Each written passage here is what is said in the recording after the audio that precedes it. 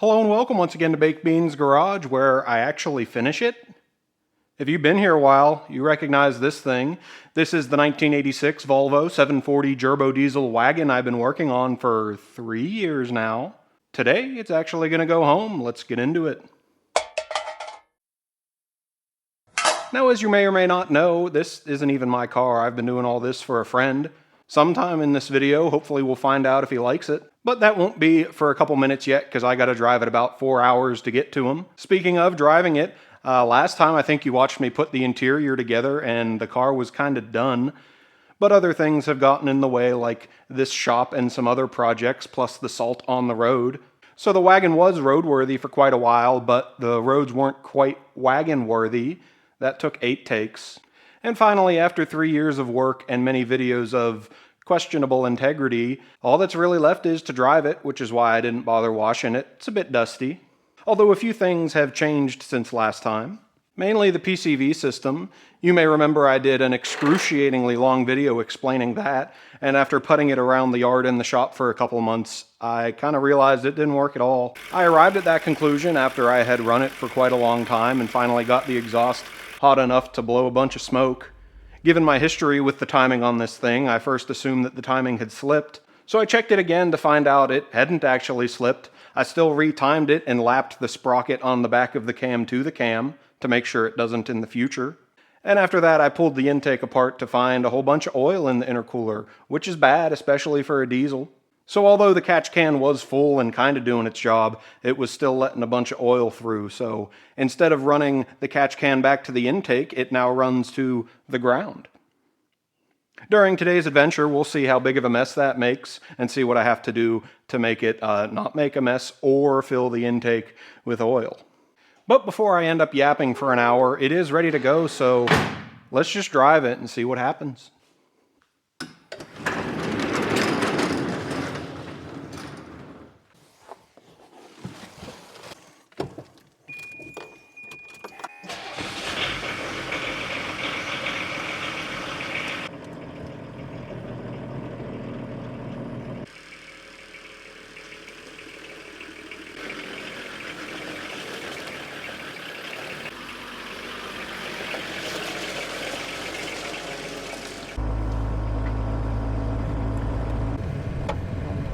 And I did change my shirt for the same reason I have the trash bag on the seat.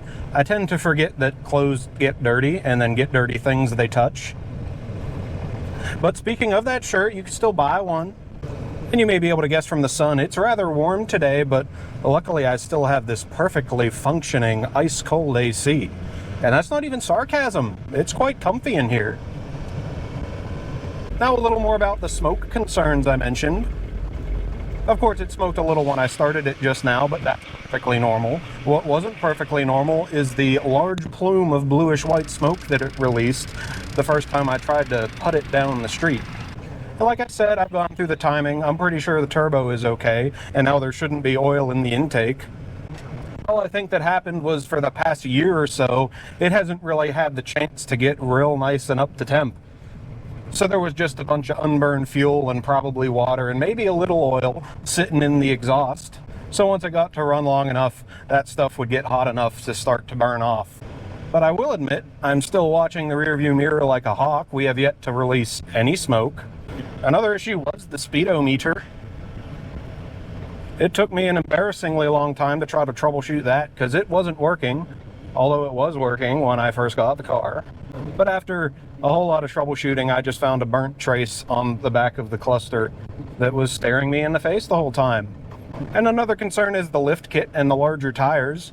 Even if it is working perfectly, it is going to be off a little bit. Not sure by how much, but I don't think I'm doing 50 miles an hour right now. And now with the GPS speedometer on my cell phone telephone, I can confirm that the speedo is quite a bit off. Usually when you put a bigger tire on a car, the speedo will indicate too low. However, in this case, for some reason, it is way too high.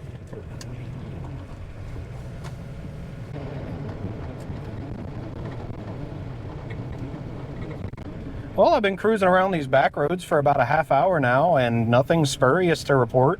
Still haven't seen any smoke back there. I think I'm just going to keep going, maybe make this into a little montage. and I'll report back later.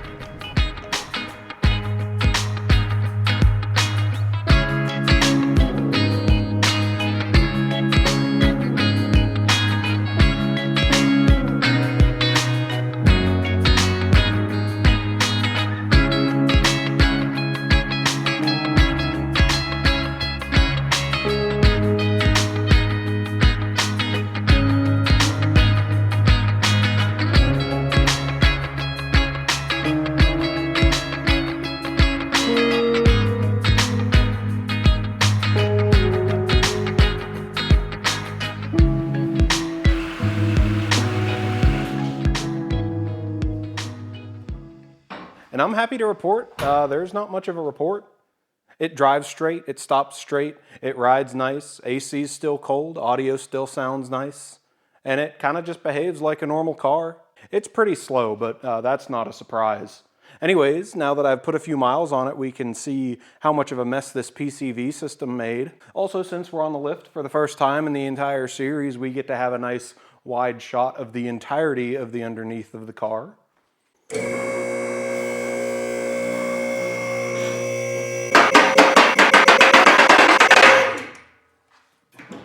Of course, I don't have any before shots to compare it to because I didn't have the lift or the foresight to get some B-roll shots at the time. But the thing we came under here to see, the crankcase breather exhaust, it made quite the mess.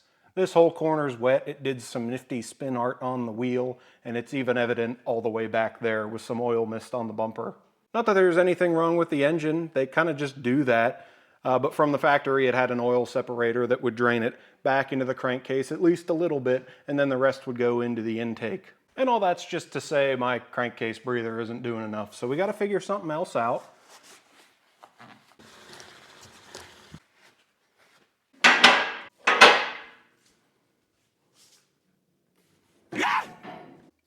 And if you were here for that video, you'll remember how I shaved the cam cover and ran the breather back there through the catch can and then into the intake. I've already disconnected it from the intake. Obviously, it's not working and it's making a mess, so I think I'm just going to revert it back to the factory puck-style oil separator up here, which is a bit unfortunate because aesthetically this is much nicer, but we're going to have to go function over form in this case. And this isn't too much of a loss anyway, because it's leaking back there because this cam cover's been on and off like 10 times now.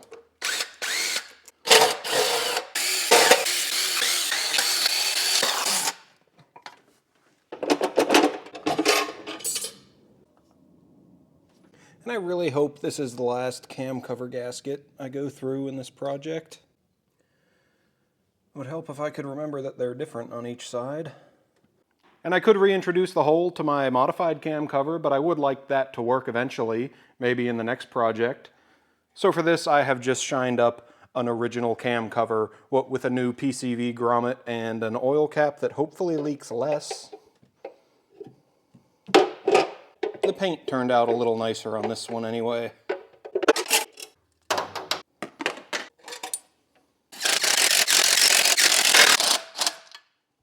And the whole reason for doing this to begin with, this puck doohickey. That's not helpful. Now I just have to get that to there. And normally I'd just dig around in the shed to try to find something to make this out of, but I found this next to the shed, and now it has a dingle arm welded to it. And I really don't like how many hose clamps this is going to take, but it is the best I came up with.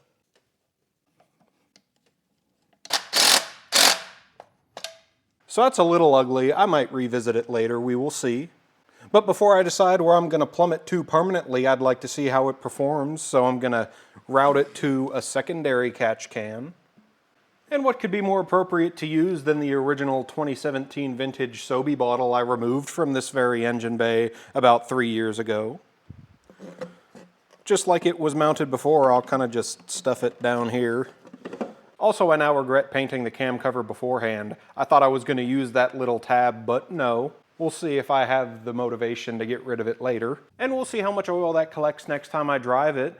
But in the meantime, the next most involved thing on the list is the speedometer. It was just reading way too high, but I have figured out what I think is going on.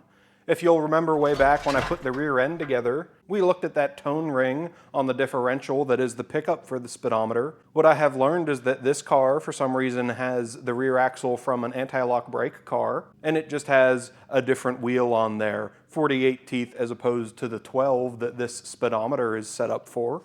But I finally have an answer as to why it looked like some of those teeth were cut out. Someone had tried to address this, but I really don't want to take that diff back apart, so instead I have this little doohickey from a company called Dakota Digital, not sponsored.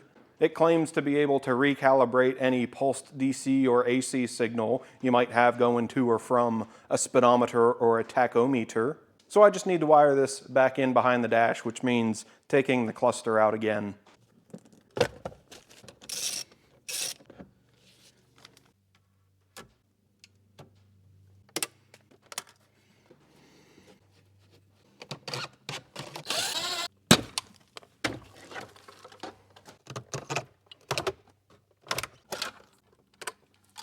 And this Speedo already has the 4 wires that little box needs to run. We have a switched power, a ground, the positive signal from the speed sensor, and then over here on another connector for some reason is the negative to the sensor. So I just need to make some splices and connect it as per the book. One moment, please.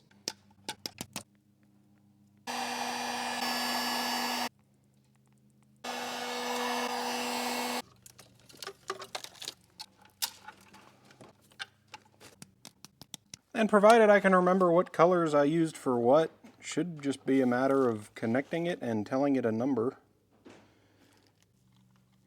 Supposedly this thing has an app. Ooh, it has a test. I will put the cluster back in.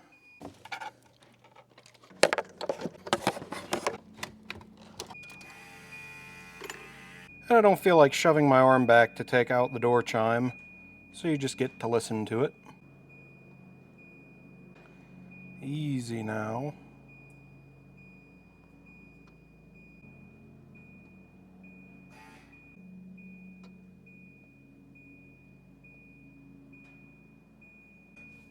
And based on the math from the tone ring and the tire size, I believe the number I want is about 58%, but that's assuming I did any of the math right, so I don't know, we'll see.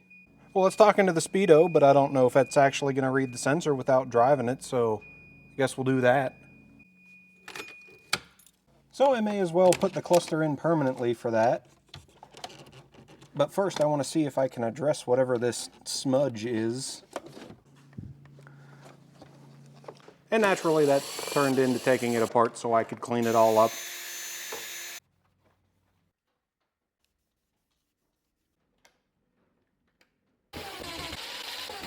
It is still not perfect, but quite the improvement.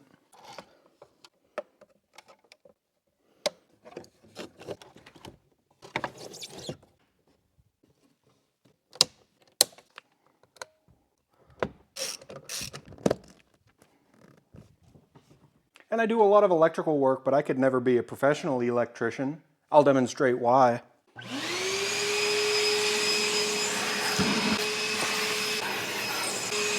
Doing something crazy like that would just never fly in a professional setting. Anyways, I guess it's time to find out if it works.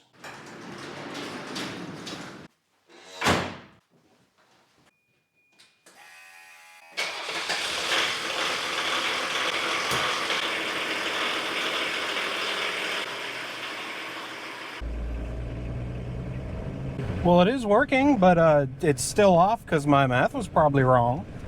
Let's just mess with it until it does what I want it to. Well, I might just not quite understand how this thing works, but I pushed a bunch of buttons and gave it some numbers, and now the Speedo works correctly. A little disappointing that the tach now doesn't, but I'm sure we'll figure that out. That's half a win, I'll take it. Although I did. Well, the tach just came back on its own, that's cool. I did realize that the volts also shot up quite a bit, so I'm thinking we just weren't charging. Of course, being diesel, the tach operates off of the alternator. Now, I wasn't going to mention it, but now that it's fixed itself, I will. The AC wasn't working when I got in either, but it seemed to wake up around the same time the tach came back. I'm sure there's some commonality between the systems that'll help me trace that down. You may also notice it's extremely raining right now. That wasn't supposed to happen. At least the wipers work. So a slightly eventful test drive, but I'll still call it an overall win.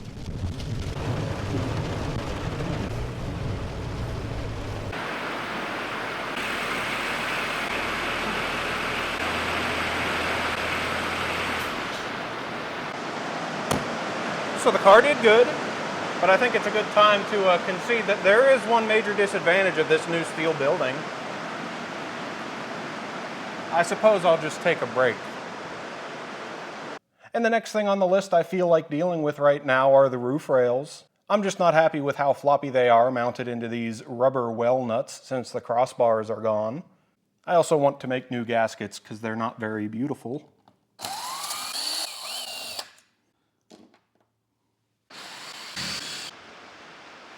Now the easiest thing to do would just be use riv nuts because that'll be metal on metal and a lot sturdier. But these mount with M6 screws and M6 riv nuts are just too small. I'm gonna see if I can make some M8 riv nuts work and then just figure out my screws later.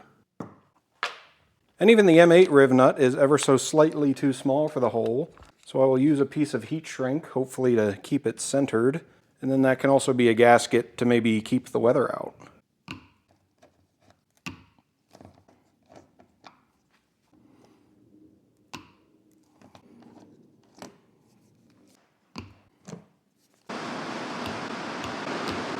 And I have now made some new gaskets and found some stainless hardware, but to deal with this little counterbore at each end, I have had to turn down a countersunk screw on the bolt lathe. We'll see how that works. And I'll have to walk into the ocean if this ever leaks from up here. So I will also give it some silicone. And that should make it easy enough to take apart later, but I hope not to find out.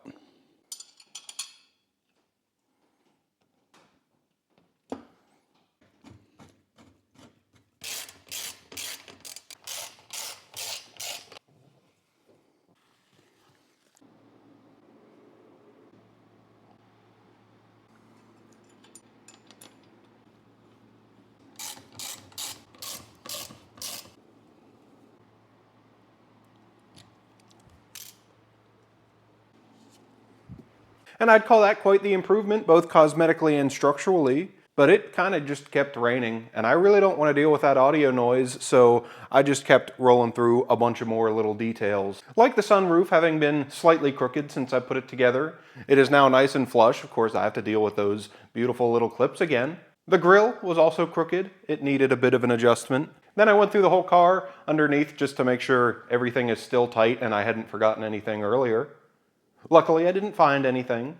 I also greased the U-joints while I was under there. That hadn't been done yet. And I also went through and looked at all the wires and the tubes to make sure nothing was rubbing on each other. Some things were. They have been corrected.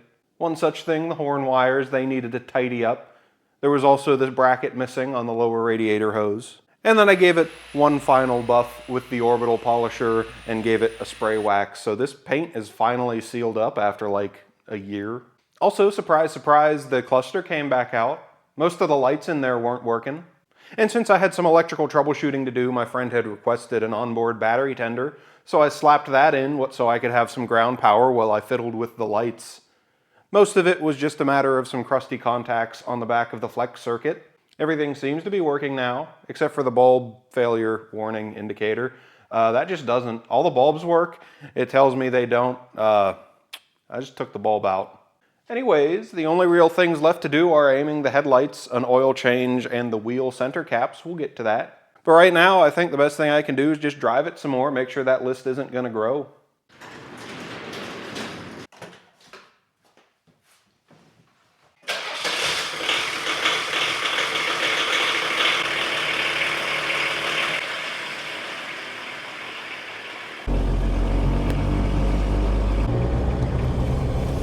Now, one thing to note, the only thing a Volkswagen IDI diesel likes less than being timed wrong is being cold. So it might look like I've just whipped it out of the shop and straight onto the road, but no, I have let it warm up each time. Also, when I drove it to evaluate the speedometer, I did look in the Sobe bottle afterwards and there was nothing in there, which is good. But hopefully after this drive I'll have a definitive enough answer to finalize the PCV system, although I probably will just run it to atmosphere. Of course they are run to the intake for emissions purposes, but there's no emission laws here for diesels. And I would rather keep the oil out of the intake if it can be helped. So I think I will dare to say that this drive should be completely uneventful. Anyways, would you care for another montage?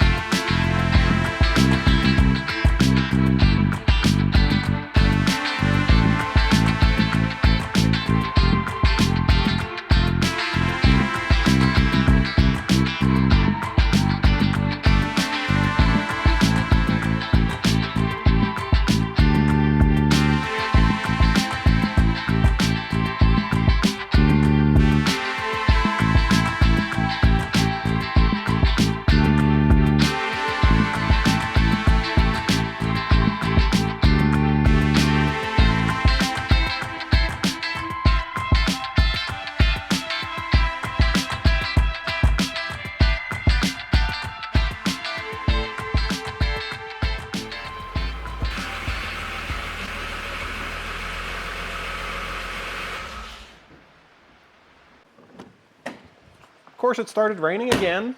I'm starting to take this personally. Let's have a look in the Sobe bottle.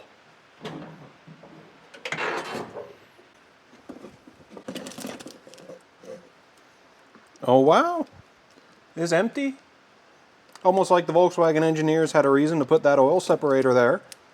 That's quite good. I'll figure out a permanent plumbing solution later, but for now, the reason I pulled it in backwards, let us aim the headlights.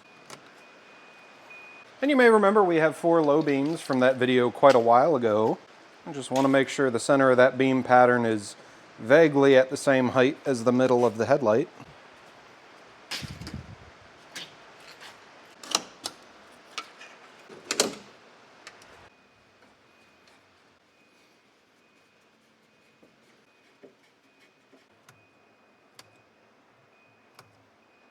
I'd call that pretty good.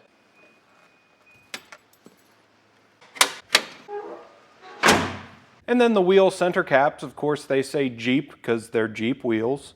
And the thought of promoting a Stellantis product just kind of makes me sick, so that has to be corrected. I found these center cap stickers, what are meant to restore the center cap on a later Volvo, just so happens to have the right font and be vaguely the right size. And I think that makes for a pretty slick solution. And after an oil change with some synthetic Rotella T6, that's about it. That's the whole list. I did decide I rather like the idea of the secondary bottle on the PCV exhaust, so I kind of just made that permanent. That'll prevent it from making a huge mess if the catch can overflows. But given how little has been in there since driving it a little while, I don't think that's going to be an issue. But I did find a diesel additive bottle that pretty closely matches the color of the engine bay, so I'm quite happy with that. Although one thing I forgot to mention, that thing with the AC and the charging that happened earlier, I couldn't get it to happen again, but I did relearn, looking at the prints, that there is a delay relay behind the glove box that makes it wait 10 seconds after it sees the alternator charging to engage the AC compressor. I then found the alternator belt to be just a little loose, so I tightened that and couldn't get it to happen again. So I guess that's what's happened. Anyways, here we are after 3 years. It's done. That was the whole list. I suppose all that's left to do is to go out, get some glamour shots, and then we'll get on the road to take it home.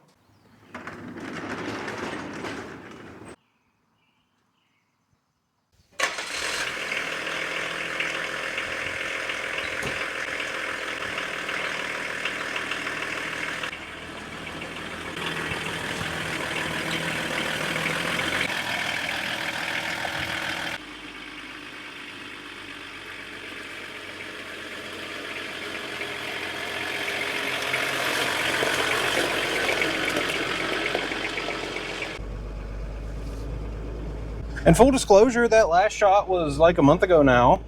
I forgot to check what color shirt I was wearing. I hope I got it right. So we got 271 miles and 4 hours and 20 minutes, nice. So, average American commute to work. And further disclosure, taking this thing home isn't the only purpose of this trip. There is a special surprise that we'll see later. And at the moment, it's just humid and muggy and miserable, but as demonstrated by that there mist, the AC is quite nice. But given track record, I fully expect it to start raining. I suppose we'll see.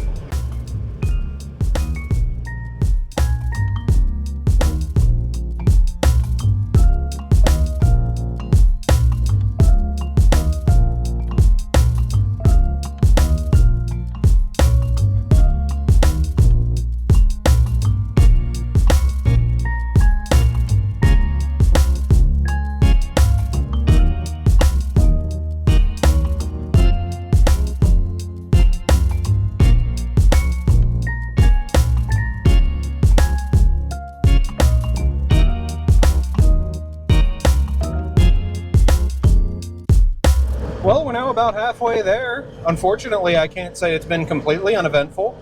2 maladies have occurred. First, I only now realized that I never aimed these windshield washer nozzles. So they do work, but they're not all that helpful. Second, my acid reflux is acting up today, which is rather unpleasant. But on a positive note, now that I've been on the highway for quite a while, I can very confidently say that all the sound deadening I did and the mass-backed carpet was certainly worth it. Even with that little sub back there, it sounds very nice. The bass is not at all overpowering, and there's still some pretty nice snare. If anything, the mids are lacking. I didn't even have to scoop them. Anyways, there's not much to talk about. It's just working like a normal car. Suppose I'll just put on a tune to demonstrate the audio fidelity and just keep driving.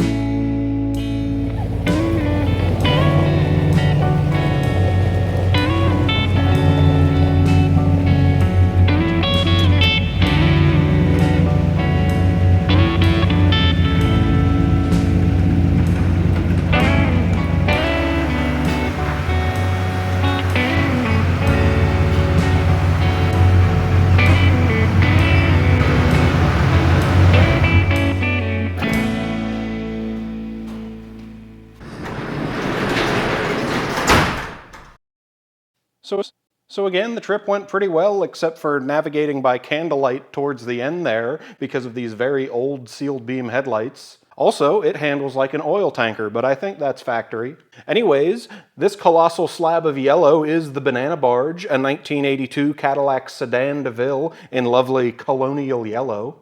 It was even a factory diesel, although not anymore. We'll talk about it in a future video. Obviously, it made that drive, so it's rather mechanically sound, but it needs a whole lot of cosmetic work and fiddly little details taken care of to make it real nice. So you will be thoroughly introduced in an upcoming video, but for now, I think this video's over. As for the glamour shots of the wagon I mentioned, I'm saving those for the one big long montage video. That should be up soonish, I hope. Anyways, especially if you've been here since the beginning of the wagon build, I do appreciate you watching. If you really like what I'm doing here, you can head over to Patreon and help support me. There you can see some random, sporadic behind-the-beans content and other senseless drivel. And I do believe there are a few shirts left you can buy, but I'm looking for input on what the next batch of them might look like. So tell me your thoughts if you have any. So for the third or fourth anyways of the outro anyways, this has been Baked Beans Garage. I am Chinchilla, and I will see you next time.